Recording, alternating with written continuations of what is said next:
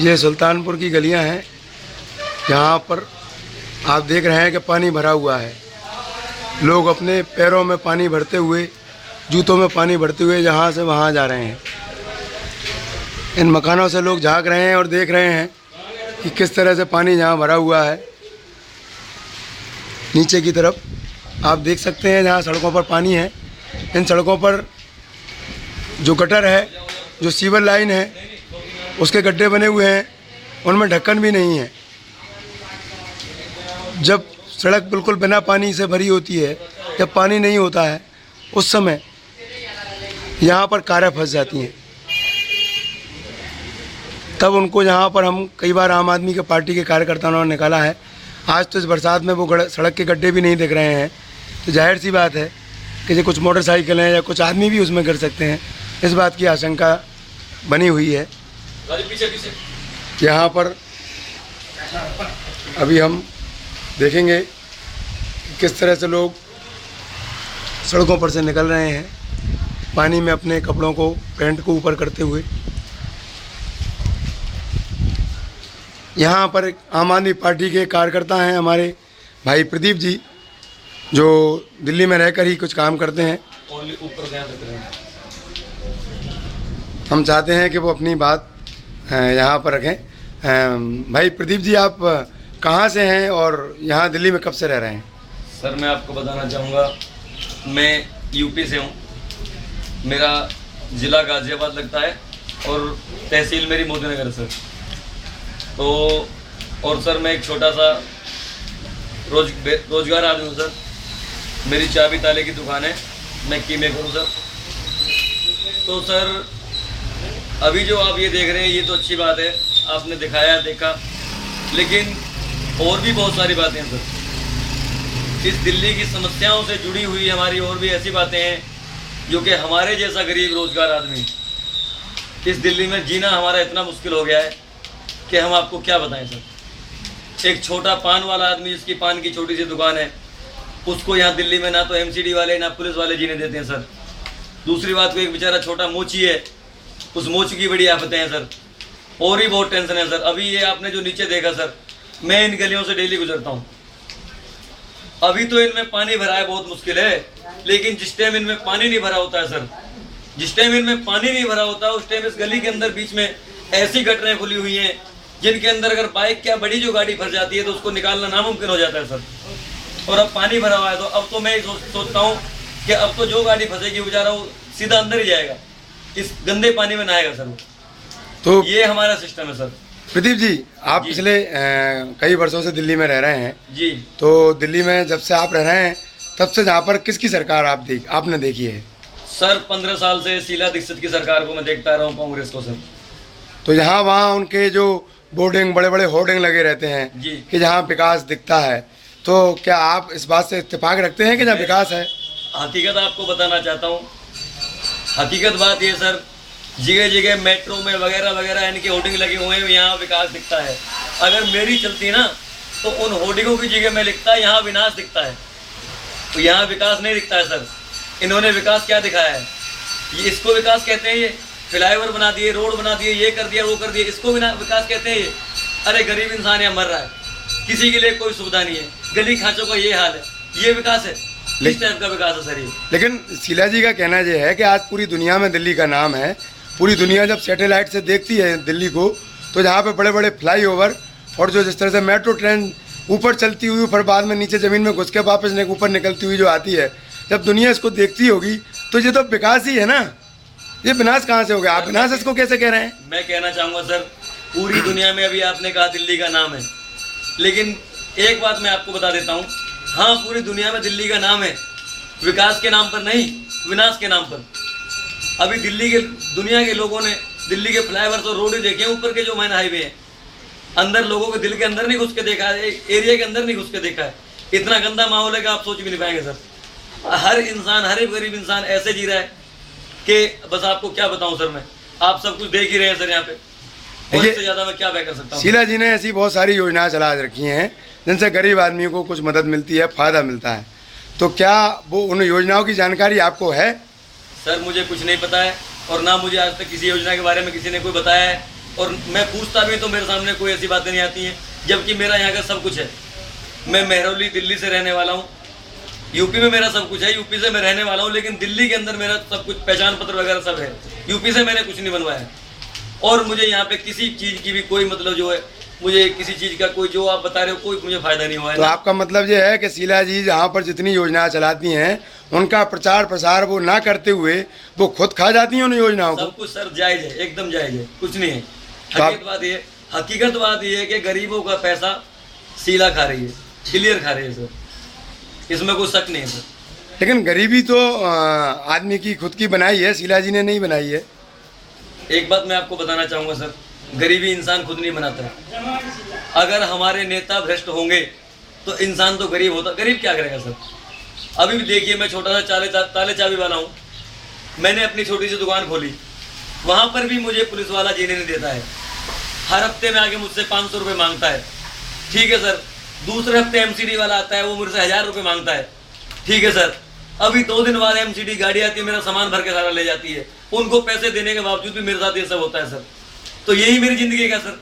अभी मैं 200 रुपये अपनी दुकान पे कमा नहीं पाता हूँ कि उससे ज़्यादा मैं उनका भुगतान करता हूँ। मैं अपने बच्चों का पेट पालूंगा या इनका भुगतान करता रहूँगा? क्या यही हमारे हिंदुस्तानी की ज़िंदगी है? ऐसे जीना चाहेगा हमारा हिंदुस्तानी सर? तो प्रदीप भाई एक बात बताइए कि आप रोज कमाते हैं, रोज खाते हैं जी, ऐसा आपने अभी मतलब अपनी बात में जो बात बताई भी कि आप वहाँ पर 100, 200, 300 रुपये जो भी कमा पाते हैं आपके परिवार के लिए, तो क्या अभी जब आप आम आदमी पार्टी में समय दे रहे हैं एक कार्यकर्ता के रूप में, तो आपका खर्चा कैसे चलता है या आप कैसे अपने परिवार की ज़रूरतों को पूरा कर पा रहे हैं? सर यही सवाल आपने बहुत अच्छा किया है। जिस टाइम मैं अपने घर से चला था तो मैंने अपने बीवी बच्चों से यही कहा था कि एक देश क्रांति लड़ाई हमारे देश में शुरू हुई है। कोई बंदा इस देश में आया है जिसने इन भ्रष्टाचारियों के खिलाफ कहीं से आवाज़ उठाई है। इस आवाज़ में अगर आज हम शामिल नहीं हुए तो कभी नहीं हो सकते, हमारा देश कभी नहीं सुधरेगा। तो हमारे बच्चों ने जवाब दिया, हम आपकी बात से सहमत हैं, परंतु एक बात बताइए, हम कहाँ से पेट अपना पालेंगे? हमें कहाँ से खर्चा आएगा? कहाँ से क्या होगा? सर मैंने उनको एक जवाब दिया, जहाँ पे आप सब्जी बनाएंगे वहाँ चटनी बना के खा लेना, जहाँ पे आप रोटी बनाते हैं वहाँ किस दिन चावल बना लेना, अपना एक दिन टाइम कम कर लेना, लेकिन मुझे 2 महीने का टाइम दे दो। मैं 2 महीने आम आदमी पार्टी में दिल से सेवा करना चाहता हूँ। और सर हो सकता है कि मैंने थोड़ा बहुत 5-10 रुपये सैकड़े पे किसी से हाथ जोड़ करके ब्याज लिया है सर, तो वो सर मैंने अपने बच्चों को खर्चे पाने के लिए दिया है। लेकिन मैं चाहूँगा, मैं दिल से आम आदमी पार्टी में आपके लगा हुआ हूँ और मैं हर नागरिक से कहना चाहूँगा सर कि हो सकता है तो आम आदमी पार्टी में लगे, क्योंकि मुझे कुछ लग रहा है, वाकई मुझे लग रहा है कि आम आदमी पार्टी हमारी इस गरीबी से मुक्ति कराएगी, इस दिल्ली को बचाएगी सर, इन भ्रष्टाचारियों को जेल भिजवाएगी सर, मुझे भरोसा। तो आपने 2-5% पे पैसा लेकर अपने परिवार को देकर 2 महीने के लिए समय निकाला है? जी सर जी। ये तो बहुत अच्छी बात है भाई प्रदीप जी।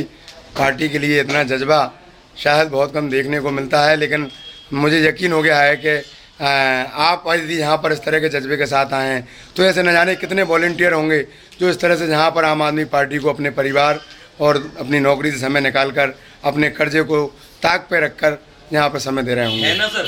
तो अभी आपने थोड़ी देर पहले बात की थी सर, हमारे मध्य प्रदेश से थे जितेंद्र जी, उससे पहले आपने बात की थी सर, उनसे उसके बाद में आपने बात की थी सर हमारे नवदीप पाजी, वो मध्य प्रदेश से थे, अपना सब कुछ त्याग करके वो यहाँ पे आ रखे हैं सर। तो हमारा तो छोटा बलिदान है सर, हम तो बहुत छोटे बलिदान पर हैं, हम तो दिल्ली से ही हैं।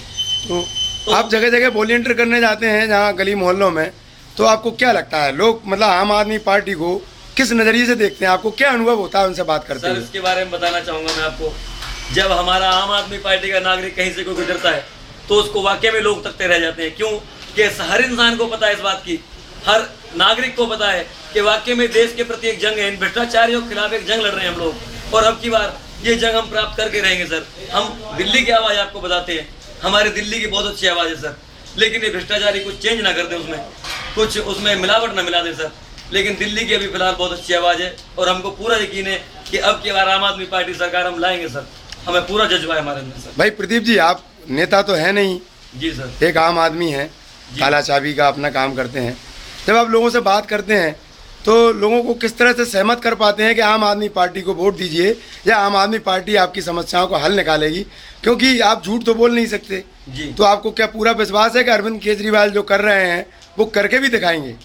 तो लोगों के सवाल नहीं होते कि अगर ये पलट गए तो फिर आप क्या जवाब देते हैं? बहुत सवाल होते हैं सर। अब आपको मैं इसके बारे में थोड़ा बताना चाहूँगा सर।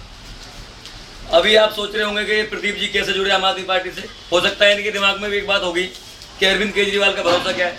इंसान के दिमाग में माथे पे तो लिखा नहीं होता है। अब आपको सर मैं बताना चाहूँगा, जो इंसान, जिस इंसान ने हमारे मुख्यमंत्री को, एक मुख्यमंत्री हमारे दिल्ली का राजा है, और उसके खिलाफ अगर कोई भी इंसान जरा सा ऑब्जेक्शन उठाता है तो तुरंत वो जेल में होता है। और जिस अरविंद केजरीवाल ने उस मुख्यमंत्री को कुत्ते की तरह खदेड़ दिया है, तो कुछ तो अरविंद केजरीवाल है सर। इतना तो मेरे दिल को पक्का भरोसा है। अरविंद केजरीवाल कोई मामूली इंसान नहीं है सर, वो वाकई में ही एक औतारी कहलाता है। और हकीकत बात है ये कि अरविंद केजरीवाल एक सच्चा नागरिक इंसान है। इतना मुझे यकीन है, क्यों कि उन्होंने किसी प्रकार का ऑब्जेक्शन उठाया शीला के खिलाफ, तो ऊपर से लेके नीचे तक उसकी इंक्वायरी की गई, हर तरह से कोई उसके खिलाफ मतलब कोई इस प्रकार का सबूत नहीं मिला जो उसको जेल तक पहुंचा सकता। तो सर यही सबसे बड़ा वो होता है, एक सच्चा ही इंसान इस देश को बचाने की बात कर सकता है, ना कि कोई गंदा इंसान। एक सच्चा ही इंसान 17-18 दिन तक अनशन पर बैठ सकता है, ना कि कोई गंदा इंसान। सर ये चीजें सबसे बड़ा सबूत दिखाती है। फिर भी आपकी बात सही का, आपने सवाल सही उठाया सर, फिर भी ऐसा हो सकता है कि हमारे अरविंद जी डोल जाएं, लेकिन हमारे इस दिल्ली के अंदर कम से कम 30-35 हजार कार्यकर्ता ऐसे हैं जो अरविंद केजरीवाल जी के साथ लग के काम कर रहे हैं, पैसे लेके नहीं। जैसे अभी मैंने आपको बताया मैं अपने बच्चों को कर्जा दे के आया हूँ, इसी हिसाब से हमारे इस ऐसे ही वॉलंटियर्स यहाँ पे दिल्ली के अंदर काम कर रहे हैं सर। कोई मध्य प्रदेश से, कोई उड़ीसा से है, कोई बिहार से है, कोई पंजाब से है, कोई यूपी से है, तो ऐसे ही वॉलंटियर सर। तो ये ही भरोसा, हमारा जो भरोसा है अरविंद जी को नहीं डोलने देगा, और अरविंद जी का जो भरोसा है हमें नहीं डोलने देगा, इतना हमें यकीन है सर। भाई और आपसे पूछना चाहेंगे कुछ? बहुत अच्छी बात है प्रदीप जी, आपने अपने जज्बे का, अपने देश के प्रति प्रेम का यहाँ पर जो इजहार किया। मैं समझता हूँ कि आप इस जज्बे पर कायम रहेंगे। हम सब जो आम आदमी पार्टी में लोग काम कर रहे हैं, मुझे यकीन है कि उन सबको ये विश्वास है कि अरविंद जी नहीं बदलेंगे, नहीं पलटेंगे। शायद यही जज्बा है जो हमें यहाँ पर बिना पैसे का अपने परिवार से दूर रहकर काम करने का एक हिम्मत देता है, एक ताकत देता है। और साथ यही हिम्मत और यही ताकत आज हमारे देश प्रेम की एक मिसाल बनकर इस देश में दिल्ली की तरफ से एक नई मिसाल बनकर, एक बदलाव की बहार बनकर लोगों के सामने आएगी। और हम देश और ये पूरी की दुनिया देखेगी कि किस तरह से एक आम इंसान अपने हक की लड़ाई जीत सकता है। हमने जो प्रदीप जी से सुना है, प्रदीप जी को हमारी तरफ से बहुत बहुत धन्यवाद। धन्यवाद के लायक तो खैर वो नहीं होंगे, क्योंकि जो है ना वो जिस तरह से जज्बे से हैं वो खुद भी इनकार करेंगे कि धन्यवाद तो उनको दीजिए जिन्होंने मुझे जहाँ तक अपने देश प्रेम को आगे बढ़ाने का मौका दिया। फिर भी हम प्रदीप जी को इस बात के लिए धन्यवाद देते हैं कि उन्होंने अपने परिवार को छोड़कर, कर्जा लेकर परिवार को देकर अपने यहाँ पर समय देना स्वीकार किया है। बहुत बहुत धन्यवाद प्रदीप जी।